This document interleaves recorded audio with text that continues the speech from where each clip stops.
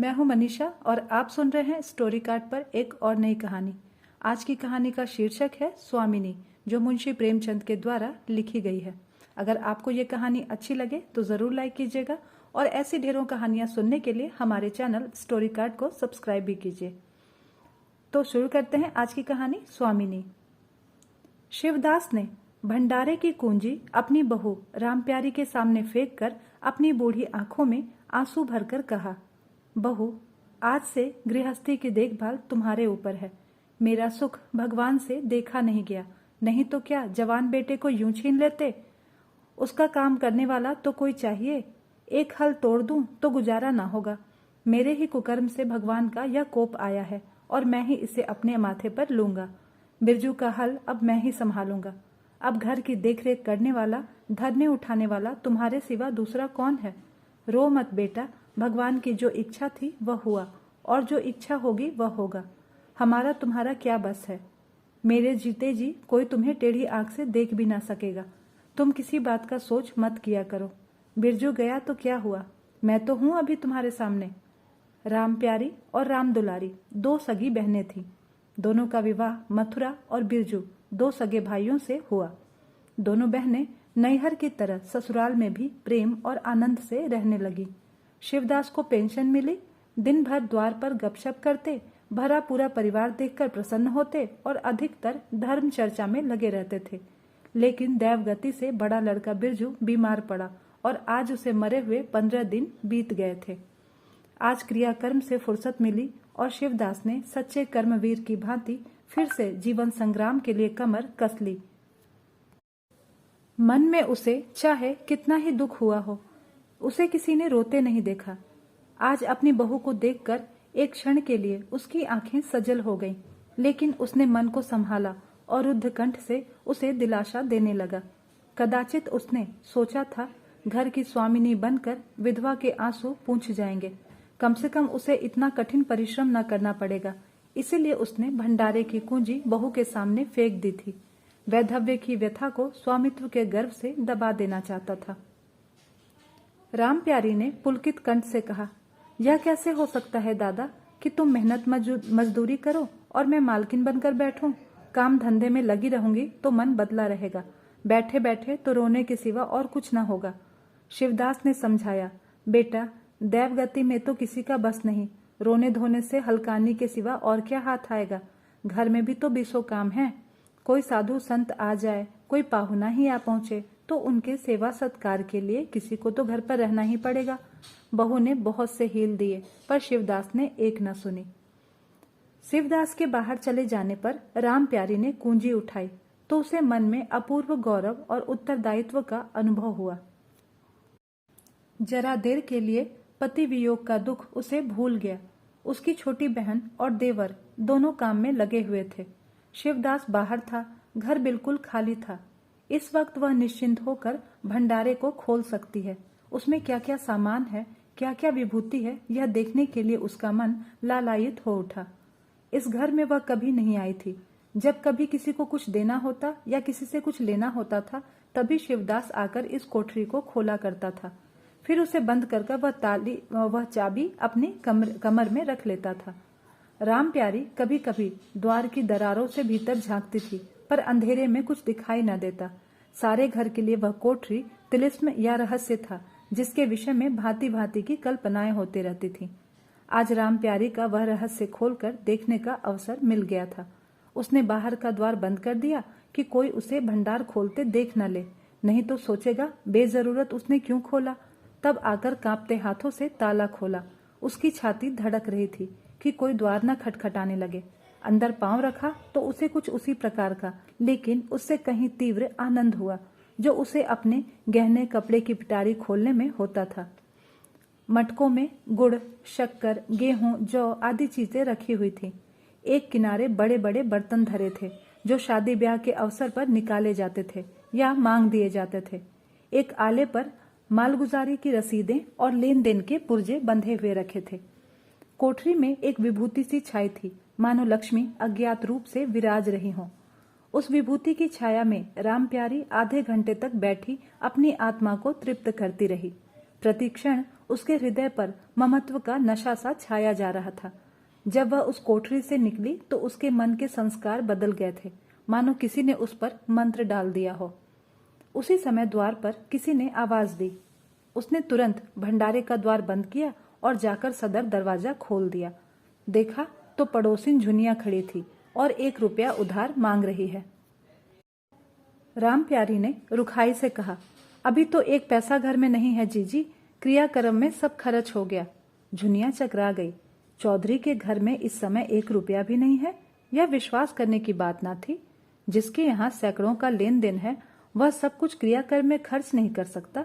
अगर शिवदास ने बहाना किया होता तो उसे आश्चर्य न होता। प्यारी तो अपने सरल स्वभाव के लिए गांव भर में मशहूर थी। अक्सर शिवदास की आंखें बचाकर पड़ोसियों को इच्छित वस्तुएं दे दिया करती थी। अभी कल ही उसने जानकी को सेर भर दूध दिया, यहाँ तक कि अपने गहने तक मांगे दे देती थी। कृपण शिवदास के घर में ऐसी सखरज बहू का आना गांव वाले अपना सौभाग्य की बात समझते थे। झुनिया ने चकित होकर कहा, ऐसा ना कहो जीजी, बड़े गाढ़े में पड़कर आई हूँ, नहीं तो तुम जानती ही हो मेरी ऐसी आदत नहीं है। बाकी का 1 रुपया देना है। प्यादा द्वार पर खड़ा बकझक कर रहा है। रुपया दे दो ना, किसी तरह यह विपत्ति टले। मैं आज के 8वें दिन आकर दे जाऊंगी। गांव में और कौन घर है जहां मांगने जाऊं? प्यारी टस से मस न हुई। उसके जाते ही प्यारी सांझ के लिए रसोई पानी का इंतजाम करने लगी। पहले चावल दाल बिनना अपाढ़ लगता था और रसोई में जाना तो सूली पर चढ़ने से कम ना था। कुछ देर बहनों में झांव झांव होती, तब शिवदास आकर कहते कि क्या आज रसोई न बनेगी, तो 2 में से 1 उठती और मोटे मोटे टिक्कर लगाकर रख देती, मानो बैलों का रातिब हो। आज प्यारी तन मन से रसोई के प्रबंध में लगी हुई है। अब वह इस घर की स्वामिनी है। तब उसने बाहर निकलकर देखा, कितना कूड़ा करकट भरा हुआ है। बुढ़ऊ दिन भर मक्खी मारा करते हैं, इतना भी नहीं होता कि जरा झाड़ू ही लगा दें। अब क्या इनसे इतना भी ना होगा? द्वार चिकना होना चाहिए कि देखकर आदमी का मन प्रसन्न हो जाए, यह नहीं कि उबकाई आने लगे। अभी कह दूं तो तिनक उठे। अच्छा, मुन्नी नाद से अलग क्यों खड़ी है? उसने मुन्नी के पास जाकर नाद में झांका। दुर्गंध आ रही थी। ठीक मालूम होता है महीनों से पानी बदला नहीं गया। इस तरह तो गाय रह चुकी। अपना पेट भर लिया, छुट्टी हुई, और किसी से क्या मतलब? हाँ, दूध सबको अच्छा लगता है। दादा द्वार पर बैठे चिलम पी रहे हैं, मगर इतना नहीं होता कि 4 घड़ा पानी नाद में डाल दें। मजूर रखा है, वह भी 3 कौड़ी का। खाने को 1.5 सेर, काम करते नानी मरती है। आज आता है तो पूछती हूँ कि नाद में पानी क्यों नहीं बदला। रहना हो तो रहे, नहीं तो जाए। आदमी बहुत मिलेंगे, चारों ओर लोग मारे मारे फिर रहे हैं। आखिर उससे रहा ना गया, घड़ा उठाकर पानी लाने चली। शिवदास ने पुकारा, पानी क्या होगा बहू, इसमें पानी भरा हुआ है। प्यारी ने कहा, नाद का पानी सड़ गया है। मुन्नी भूसे में मुंह नहीं डालती, देखते नहीं हो, कोस भर दूर खड़ी है। शिवदास मार्मिक भाव से मुस्कुराए और आकर बहू के हाथ से घड़ा ले लिया। कई महीने बीत गए। प्यारी के अधिकार में आते ही उस घर में जैसे वसंत आ गया। भीतर बाहर जहां देखिए किसी निपुण प्रबंधक के हस्त कौशल, सुविचार और सुरुचि के चिन्ह दिखते थे। प्यारी ने गृह यंत्र की ऐसी चाबी कस दी थी कि सभी पुर्जे ठीक ठाक चलने लगे थे। भोजन पहले से अच्छा मिलता है और समय पर मिलता है। दूध ज्यादा होता है, घी ज्यादा होता है और काम भी ज्यादा होता है। प्यारी न खुद विश्राम लेती है और न ही दूसरों को विश्राम लेने देती है। घर में ऐसी बरकत आ गई है कि जो चीज चाहो घर में ही निकल आती है। आदमी से लेकर जानवर तक सभी स्वस्थ दिखाई देते हैं। अब वह पहले की दशा से नहीं है कि कोई चिथड़े लपेटे घूम रहा है, किसी को गहनों की धुन सवार है। हाँ, अगर कोई रुग्ण और चिंतित तथा मलिन वेश में है तो वह प्यारी स्वयं है। फिर भी सारा घर उससे जलता है। यहाँ तक कि बूढ़े शिवदास भी कभी कभी उसकी बदगोई करते हैं। किसी को पहर रात रहे उठना अच्छा नहीं लगता। मेहनत से सभी जी चुराते हैं, फिर भी यह सब मानते हैं कि प्यारी ना हो तो घर का काम ना चले। और तो और दोनों बहनों में भी अब उतना अपनापन नहीं है। प्रातःकाल का समय था। दुलारी ने हाथ के कड़े लाकर प्यारी के सामने पटक दिए और घुन्नाई हुई बोली, लेकर इसे भी भंडारे में बंद कर दो। प्यारी ने कड़े उठा लिए और कोमल स्वर से कहा, कह तो दिया, हाथ में रुपए आने दे, बनवा दूंगी। अभी ऐसा नहीं घिस गया कि आज ही उतार कर फेंक दिया जाए। दुलारी लड़ने को तैयार होकर आई थी। बोली, तेरे हाथ में काहे को कभी रुपए आएंगे और काहे को कड़े बनेंगे? जोड़ तोड़ करने में तुझे बड़ा मजा आता है ना? प्यारी ने हंसकर कहा, जोड़ तोड़ करके रखती हूँ तो तेरे लिए ही तो। मेरा कोई बैठा हुआ है यहाँ? कि मैं सबसे ज्यादा खा पहन लेती हूँ। मेरा आनंद तो कब का टूटा पड़ा है। दुलारी, तुम न खाओ न पहनो, जस तो पाती हो। यहाँ खाने पीने के सिवाय और क्या है? मैं तुम्हारा हिसाब किताब नहीं जानती। मेरे कड़े आज ही बनने को भेज दो। प्यारी ने सरल विनोद के भाव से पूछा। रुपए ना हो तो कहाँ से लाऊं? दुलारी ने उद्दंडता के साथ कहा। मुझे इससे कोई मतलब नहीं, मैं तो कड़े चाहती हूँ। इसी तरह घर के सब आदमी अपने अपने अवसर पर प्यारी को दो चार खोटी खरी सुना जाते थे और वह गरीब सबकी धौंस हंसकर सुनती रहती थी। स्वामिनी को यह धर्म है कि वह सबकी धौंस सुन ले और करे वही जिसमें घर का कल्याण हो। स्वामित्व के कवच पर धौंस, ताने, धमकी किसी का असर नहीं होता था। उसकी स्वामिनी की कल्पना इन आघातों से और भी स्वस्थ होती थी। वह गृहस्थी की संचालिका है। सभी अपने अपने दुख उसी के सामने रोते हैं और जो कुछ वह कहती है वही होता है। इतना उसे प्रसन्न रखने के लिए काफी था। गांव में प्यारी की सराहना होती थी। अभी उम्र ही क्या है, लेकिन सारे घर को संभाले हुए है। चाहती तो सगाई करके चैन से रहती, इस घर के पीछे अपने को मिटाए देती है। कभी किसी से हंसती बोलती भी नहीं, जैसे काया पलट हो गई। कई दिन बाद दुलारी के कड़े बनकर आ गए। प्यारी खुद सुनार के घर दौड़ दौड़ कर गई। संध्या हो गई थी। दुलारी और मथुरा हाट से लौटे। प्यारी ने नए कड़े दुलारी को दिए। दुलारी निहाल हो गई। चटपट कड़े पहने और दौड़ी हुई बरौठे में जाकर मथुरा को दिखाने लगी। प्यारी बरौठे के द्वार पर छिपी खड़ी यह दृश्य देखने लगी। उसकी आंखें सजल हो गईं। दुलारी उससे कुल 3 ही साल तो छोटी है, पर दोनों में कितना अंतर है। उसकी आंखें मानो उस दृश्य पर जम गईं। दाम्पत्य का वह सरल आनंद, उनका प्रेमालिंगन, उनकी मुग्ध मुद्रा प्यारी की टकटकी सी बंध गई। यहाँ तक कि दीपक के धुंधले प्रकाश में वे दोनों उसकी नजरों से गायब हो गए और अपने ही अतीत जीवन की एक लीला आंखों के सामने बार बार नए रूप में आने लगी। सहसा शिवदास ने पुकारा, बड़ी बहू, एक पैसा दो, तमाकू मंगवाऊं। प्यारी की समाधि टूट गई। आंसू पोंछती हुई भंडारे में पैसा लेने चली गई। एक एक करके प्यारी के गहने उसके हाथ से निकलते जाते थे। वह चाहती थी मेरा घर गांव में सबसे संपन्न समझा जाए और इस महत्वाकांक्षा का मूल्य देना पड़ता था। कभी कभी घर की मरम्मत के लिए, कभी बैलों की नई गोई खरीदने के लिए, कभी नातेदारों के व्यवहारों के लिए, कभी बीमारों की दवा दारू के लिए रुपए की जरूरत पड़ती रहती थी। पर जब बहुत कतर ब्योत करने पर भी काम न चलता तो वह अपनी कोई न कोई चीज निकाल देती और चीज एक बार हाथ से निकलकर फिर वापस न लौटती थी। वह चाहती तो इनमें से कितने ही खर्चों को टाल जाती, पर जहाँ इज्जत की बात आ जाती थी वह दिल खोल कर खर्च करती। अगर गांव में हेठी हो जाए तो क्या बात रही, लोग उसी का नाम तो धरेंगे। दुलारी के पास भी गहने थे, 2-1 चीजें मथुरा के पास भी थी, लेकिन प्यारी उनकी चीजें न छूती। उनके खाने पहनने के दिन हैं, वे इस जंजाल में क्यों फंसे। दुलारी का लड़का हुआ तो प्यारी ने धूम से जन्मोत्सव मनाने का प्रस्ताव किया। शिवदास ने विरोध किया। क्या फायदा, जब भगवान की दया से सगाई ब्याह के दिन आएंगे तो धूमधाम कर लेना। प्यारी का हौसलों से भरा दिल भला क्यों मानता। बोली, कैसी बात करते हो दादा, पहलौठे लड़के के लिए भी धूमधाम ना हुई तो कब होगी। मन तो नहीं मानता, फिर दुनिया क्या कहेगी। नाम बड़े दर्शन थोड़े, मैं तुमसे कुछ नहीं मांगती, अपना सारा इंतजाम मैं खुद कर लूंगी। गहनों के माथे जाएगी और क्या, शिवदास ने चिंतित होकर कहा। इस तरह तो एक दिन धागा भी नहीं बचेगा तेरे पास। कितना समझाया, बेटा भाई भौजाई के किसी के नहीं होते, अपने पास 2 चीजें रहेंगी तो सब मुंह जोहेंगे, नहीं तो कोई सीधे मुंह बात भी नहीं करेगा तुझसे। प्यारी ने ऐसा मुंह बनाया मानो वह ऐसी बूढ़ी बातें बहुत सुन चुकी थी और बोली, जो अपने हैं वे भी ना पूछें तो भी अपने ही रहते हैं। मेरा धर्म मेरे साथ है, उनका धर्म उनके साथ है। मर जाऊंगी तो क्या छाती पर लाद कर ले जाऊंगी। धूमधाम से जन्मोत्सव मनाया गया। बरही के दिन सारी बिरादरी का भोज हुआ। लोग खा पीकर चले गए। प्यारी दिन भर की थकी मांदी आंगन में एक टाट का टुकड़ा बिछाकर कमर सीधी करने लगी। आंखें झपक गईं। मथुरा उसी वक्त घर में आया।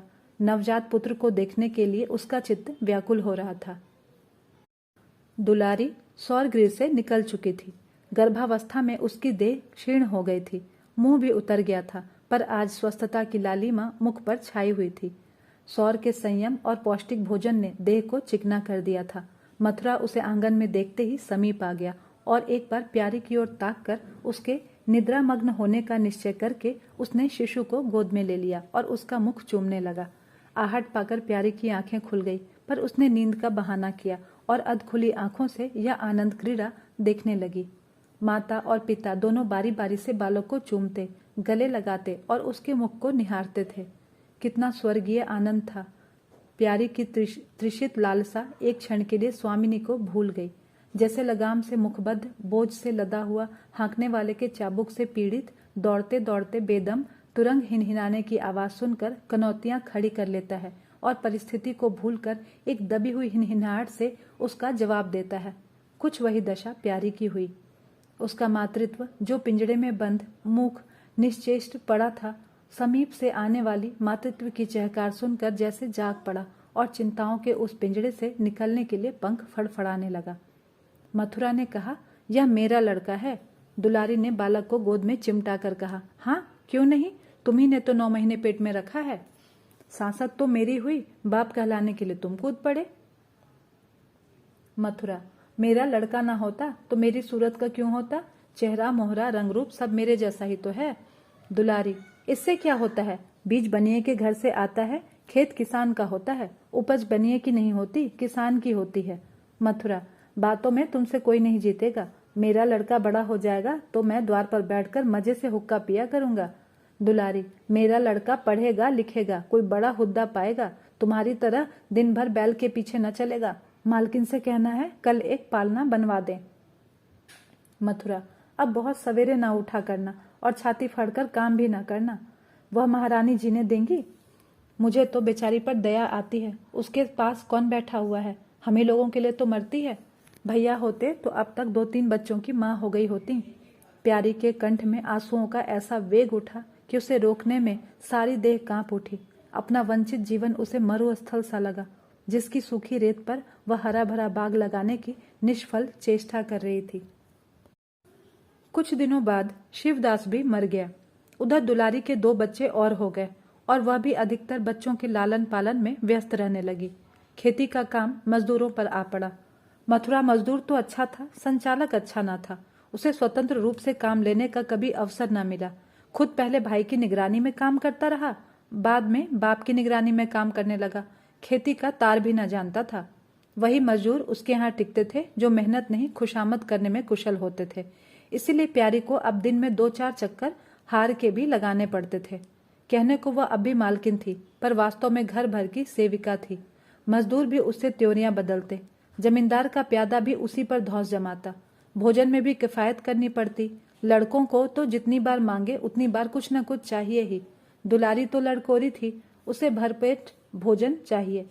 मथुरा घर का सरदार था, उसके इस अधिकार को कौन छीन सकता था भला? मजूर भला क्यों रियायत करने लगे थे? सारी कसर प्यारी पर निकलती थी। वही एक फालतू चीज थी, अगर आधा पेट खाए तो किसी को हानि न हो सकती थी। 30 वर्ष की अवस्था में उसके बाल पक गए, कमर झुक गई, आंखों की जोत कम हो गई, मगर वह प्रसन्न थी।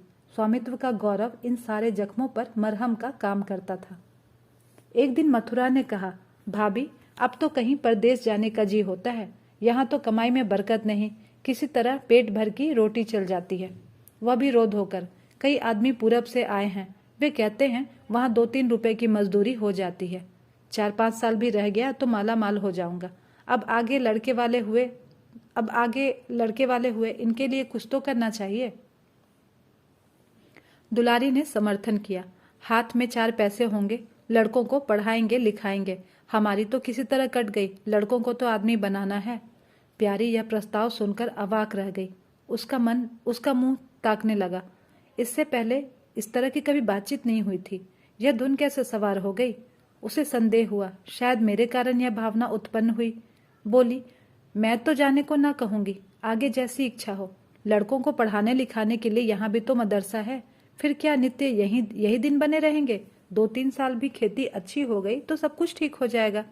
मथुरा, इतने दिन खेती करते करते एक न बनी तो अब क्या बन जाएगी? इस तरह एक दिन न चल सकेंगे, मन की मन में ही रह जाएगी।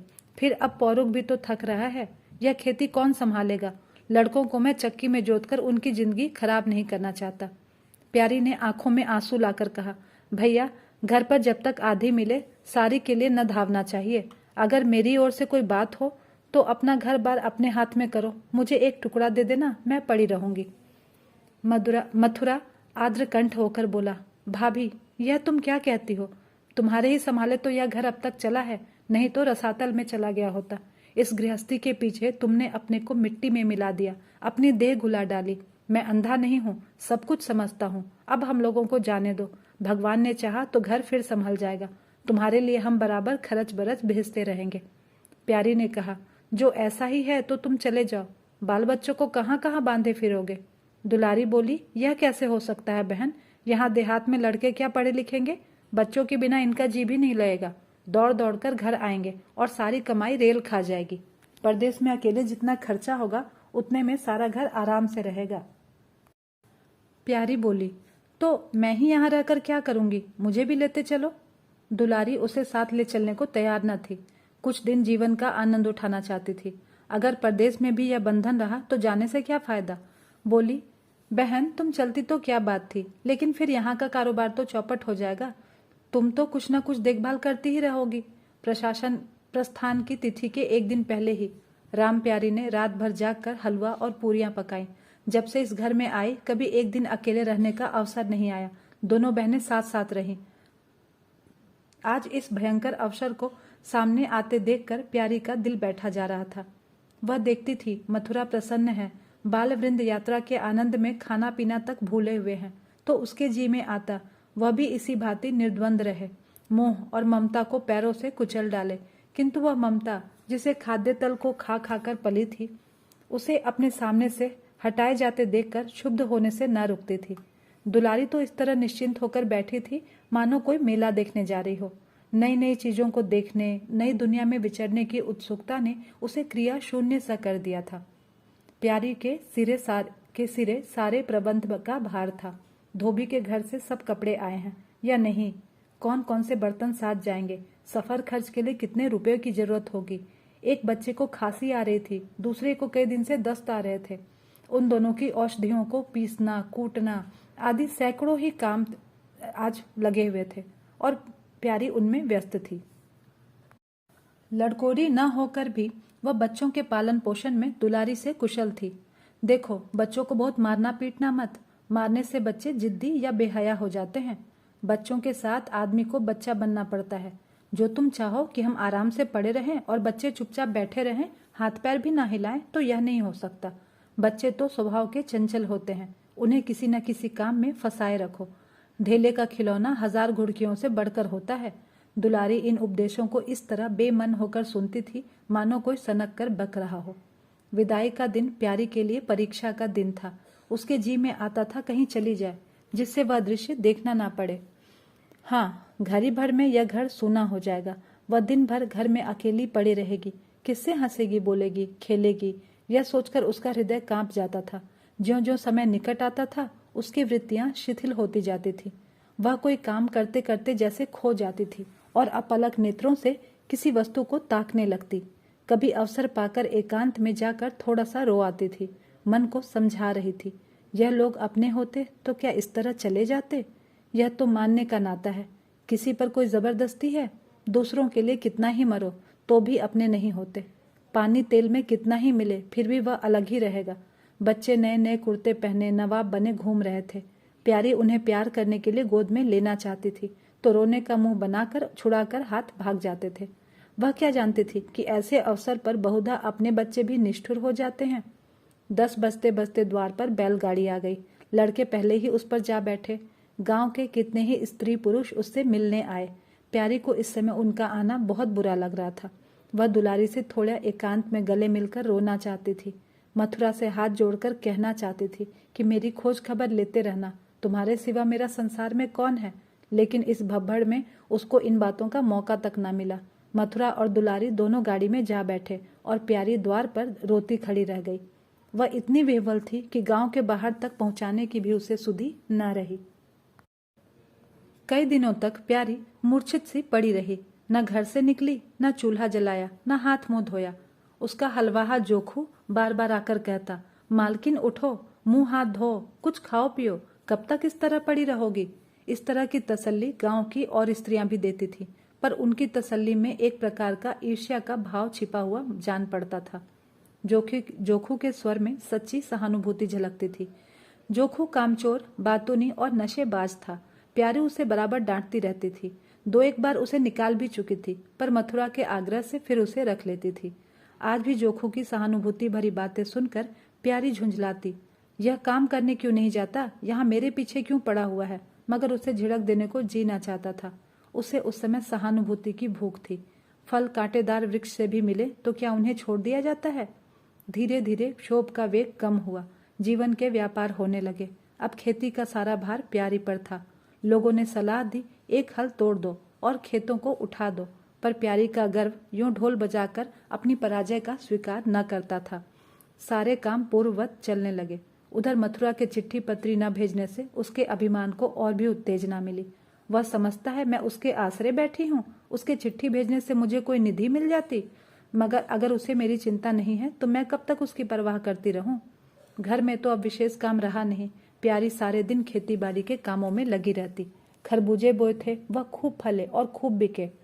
पहले सारा दूध घर में खर्च हो जाता था, अब बिकने लगा।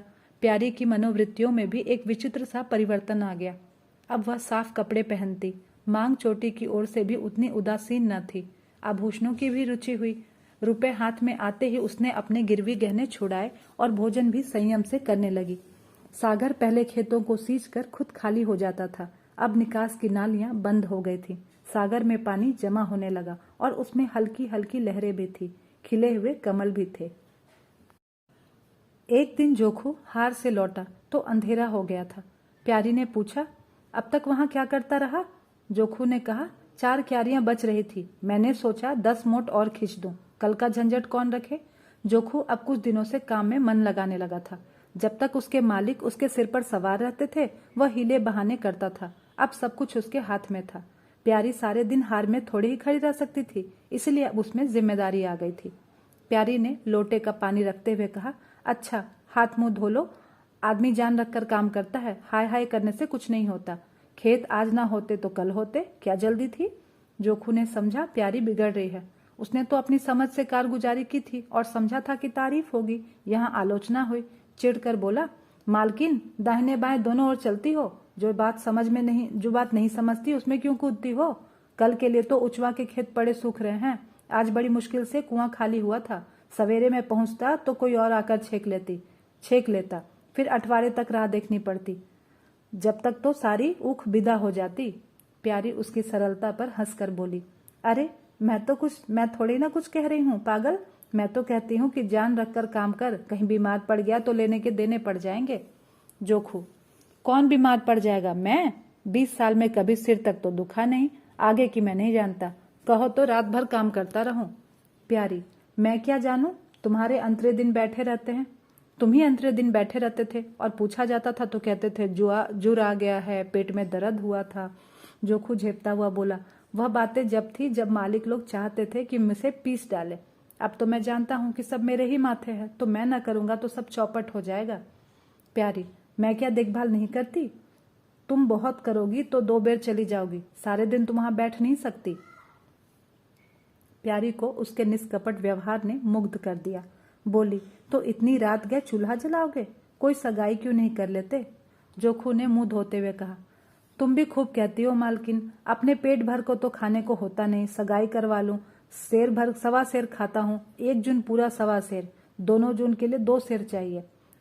प्यारी, अच्छा आज मेरी रसोई में खाओ, देखूं मैं तुम कितना खाते हो। जोखू ने पुलकित स्वर में कहा, नहीं मालकिन, तुम बनाते बनाते थक जाओगी। हाँ, आधा सेर के 2 रोटा बनाकर खिला दो तो खा लो। मैं तो यही करता हूँ, बस आटा सानकर 2 लिट बनाता हूँ और उपले पर सेक लेता हूँ, कभी मट्ठे से, कभी नमक से, कभी प्याज से खा लेता हूँ और आकर पड़ा रहता हूँ। प्यारी ने कहा, मैं तुम्हें आज फुलके खिलाऊंगी। जोखू, तब तो सारी रात खाते ही बीत जाएगी। प्यारी ने कहा, बको मत, चटपट बैठ जाओ। जोखू, जरा बैलों को सानी पानी देता आऊं तो बैठूं। जोखू और प्यारी में ठनी हुई थी। प्यारी ने कहा, मैं कहती हूँ धान रोपने की कोई जरूरत नहीं, झड़ी लग जाए तो खेत डूब जाए, बरखा बंद हो जाए तो खेत सूख जाए, ज्वार बाजरा सन अरहर सब तो हैं, धान ना सही। जोखू ने अपने विशाल कंधों पर फावड़ा रखते हुए कहा, जब सबका होगा तो मेरा भी होगा, सबका डूब जाएगा तो मेरा भी डूब जाएगा, मैं क्यों किसी से पीछे रहूं। बाबा के जमाने में 5 बीघा से कम नहीं रोपा जाता था, बिरजू भैया ने उसमें 1-2 बीघे और बढ़ा दिए। मथुरा ने भी थोड़ा बहुत हर साल रोपा, तो मैं क्या सबसे गया बीता हूँ जो मैं 5 बीघे में भी नहीं लगाऊंगा। तब घर में 2 जवान आदमी काम करने वाले थे। मैं अकेला उन दोनों के बराबर खाता हूँ, तो दोनों के बराबर काम क्यों नहीं करूंगा। चल झूठा कहीं का। कहते थे 2 सेर खाता हूँ, 4 सेर खाता हूँ, आधे सेर में रह गए। एक दिन तौलो तब मालूम हो। तौला है बड़े खाने वाले। मैं कहे देती हूँ धान ना रोपो, मजदूर मिलेंगे नहीं, अकेले हलकान होना पड़ेगा। तुम्हारी बला से मैं ही हलकान होऊंगा ना। यह देह किस दिन काम आएगी। प्यारी ने उसके कंधे पर से फावड़ा ले लिया और बोली, तुम पहर रात से पहर रात तक ताल में रहोगे, अकेले मेरा जी उबेगा। जोखू को उबने का अनुभव न था। कोई काम ना हो तो आदमी पढ़कर सो रहे, जी क्यों उबे। बोला, जी उबे तो सो रहना, मैं घर रहूंगा तब और जी उबेगा। मैं खाली बैठता हूँ तो बार बार खाने को सोचती है। बातों में देर हो रही है और बादल घिरे जाते हैं। अच्छा कल से चले जाना, आज बैठो। जोखू ने मानो बंधन में पड़कर कहा। अच्छा बैठ गया, कहो क्या कहती हो। प्यारी ने विनोद करते हुए पूछा, कहना क्या है। मैं तुमसे पूछती हूँ अपनी सगाई क्यों नहीं कर लेते। अकेले मरती हूँ तब 1 से 2 हो जाऊंगी। जोखू शर्माता हुआ बोला, तुमने फिर वही बात छेड़ दी मालकिन, किससे सगाई कर लूं यहाँ। ऐसी मैं हरिया लेकर क्या करूंगा जो गहनों के लिए मेरी जान खाती रहे। प्यारी, यह तो तुमने बड़ी कड़ी शर्त लगाई, ऐसी औरत कहाँ मिलेगी जो गहने भी ना चाहे। जोखू, यह मैं थोड़ी ही कहता हूँ, वह गहने ना चाहे, हाँ मेरी जान ना खाए। तुमने तो कभी गहनों के लिए हठ न किया, बल्कि अपने सारे गहने दूसरों के ऊपर लगा दिए। प्यारी के कपोलों पर हल्का सा रंग आ गया। बोली, अच्छा और क्या चाहते हो। जोखू, मैं कहने लगूंगा तो बिगड़ जाओगी। प्यारी की आंखों में लज्जा की एक रेखा नजर आई। बोली, बिगड़ने की बात कहोगे तो जरूर बिगड़ूंगी। जोखू, तो मैं ना कहूंगा। प्यारी ने उसे पीछे की ओर ठेलते हुए कहा, कहोगे कैसे नहीं, मैं कहला के छोड़ूंगी। जोखू, मैं चाहता हूं कि वह तुम्हारी तरह हो, ऐसी गंभीर हो, ऐसी ही बातचीत में चतुर हो, ऐसा ही अच्छा पकाती हो, ऐसी ही किफायती हो, ऐसी ही हंसमुख हो। बस ऐसी औरत मिलेगी तो करूंगा, नहीं तो मैं इसी तरह पड़ा रहूंगा। प्यारी का मुख लज्जा से आरक्त हो गया। उसने पीछे हटकर कहा, तुम बड़े नटखट हो, हंसी हंसी में सब कुछ कह गए। तो दोस्तों, ये थी मुंशी प्रेमचंद जी की कहानी स्वामिनी। आशा करती हूँ आपको ये कहानी जरूर अच्छी लगी होगी। अच्छी लगी है तो कमेंट करके हमें जरूर बताएं और लाइक भी जरूर कीजिए। धन्यवाद।